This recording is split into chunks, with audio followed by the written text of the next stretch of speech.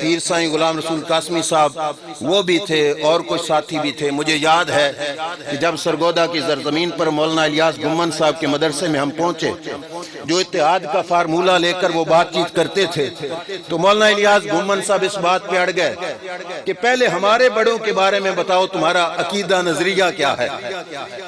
اب بڑی توجہ سے یہ بات سننا. اب وہ کہتے تھے کہ ہمارے بڑوں کے بارے میں جو فاضل بریلوی یا تمہارے اعلیٰ حضرت کا نظریہ ہے, کیا وہی تمہارا ہے یا اتحاد کرتے ہوئے کچھ اور رنگ میں آئے ہو. حضرت امام المناظرین ان کے گھر میں بیٹھے تھے. ہمارے اکثر ساتھیوں کی رائے تھی کہ ہم یہ بات لکھ کر نہ دیں. مولانا گمن صاحب کہتے تھے یہ لکھ کر دو پھر بات آگے چلے گی. تو علامہ سعید احمد اسد صاحب نے پیڈ پکڑا, وہ پیج ان کا تھا, کاغذ ان کا, قلم ان کا, کرسی ان کی, ٹیبل ان کا, مدرسہ ان کا, گھر ان کا, لیکن کمال یہ ہے کہ نعرہ احمد رضا کا لگ رہا.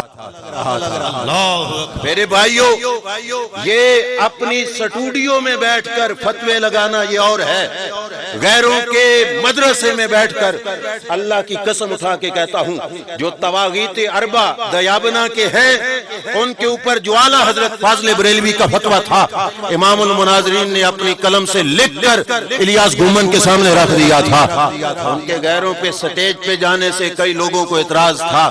انہوں نے بھی حضور اشرف العلماء کی طرح صرف غیروں سے دکھ نہیں سہے, اپنوں کے زخم بھی دیے ہوئے ان کو تھے.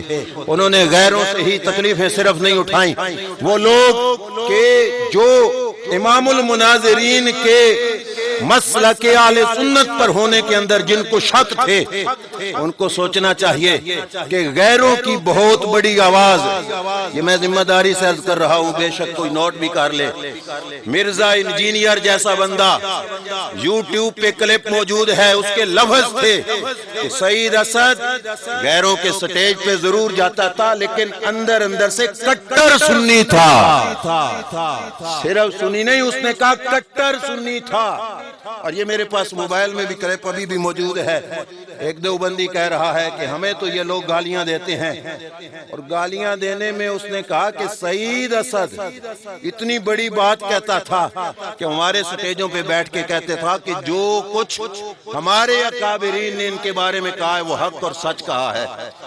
اور وہ کہتا ہے یہ سٹ کیا تھی کہ یہ حسام الحرمین کی ضرب تھی جو ہمارے سٹیجوں پہ وہ سنا کے آیا کرتے تھے. اور پھر وہ وقت کہ جس وقت جامعہ امینیہ شیخ کالونی کے اندر سرفراز صفدر خان گکھڑوی کا بیٹا مولانا زاہد الراشدی ملاقات کے لیے آیا. یہ بات بھی ذہن نشین کر لینا, طلباء بھائیوں کی بارگاہ میں عرض ہے, ملاقات تھوڑی طویل ہو گئی. ملاقات کی طوالت کے باعث نماز ظہر کا ٹائم ہوا تو حضرت امام المناظرین اٹھ کے مسجد میں آئے نماز پڑھنے کے لیے. تو مولانا زاہد الراشدی صاحب بھی اٹھ کر ساتھ چلے گئے نماز پڑھنے کے لیے. اب جماعت ہمارے امام نے کرائی اور مولانا زاہد الراشدی نے مقتدی بن کر نماز پڑھی. جس وقت نماز پڑھ کے مسجد سے باہر نکلے تو حضرت امام المناظرین مولانا زاہد الراشدی کو کہنے لگ گئے, فرمایا آج پتہ لگ گیا ہے کہ تسی ڈڈو سانو مشرک نہیں کہندے. فرمایا آج پتہ لگ گیا ہے کہ تسی ڈڈو سانو مشرک نہیں کہندے. اس نے کہا ایک ہی میں. آپ نے فرمایا اگر تم ہمیں مشرک سمجھتے تو آج ہمارے پیچھے نماز نہ پڑھتے. اب زاہد الراشدی نے سمجھا کہ زمین بن چکی ہے تو میں بھی بیج ڈال دوں تاکہ میں بھی بار یہ بات کہوں گا.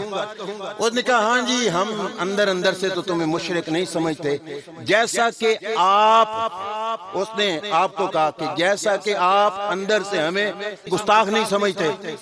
علامہ سعید احمد اسد صاحب نے زاہد الراشدی کے سامنے کہا مولانا یہ تمہاری بھول ہے, ہم اندر سے بھی تمہیں گستاخ سمجھتے ہیں فقط زبان سے نہیں.